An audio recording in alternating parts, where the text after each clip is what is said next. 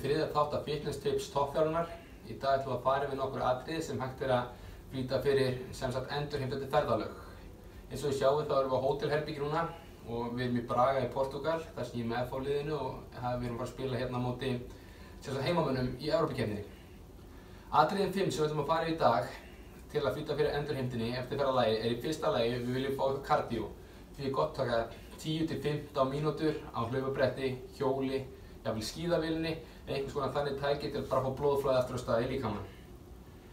Síðan myndi ég klárlega mæla með því að vera með svona bolta í töskunni og það sem við myndum gera vera að rúlla yfir ylina og svo yfir rassvöðan. Við stígum á boltan, rúllum vel og leitum á aumum punktum undir ylinni.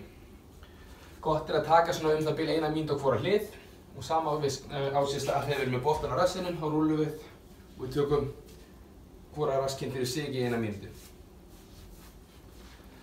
Þegar við erum búin að því, þá myndum við fara í gegnum 3 teygjur. Gott er að nota hérna handklæði eða púða til að hafa upp við vegginn. Við ætlum að byrja að taka couch stretch, þá myndum við hafa ylinn eða ristina alveg upp við vegginn, eins nálægt og við komumst. Við erum að hafa hælinn í rassinn, svo spennum við rassinn til að fá teygju fram á lærið og fáum góða teygju ökklan líka. Gott er að hugsa með íta lærin aðeins fram á þegar við spennum rassinn til að fá sóa sinni inn í þetta líka. Gott er að halda teygjunni í 1–2 mínútur á meðan við erum að fá teygju áhrifin að stað og reyna að auka hreyfigetuna á nýja leik. Rúllaði æfing nr. 2, þá myndi ég gera nokkuð sem heitir rúlla í reach.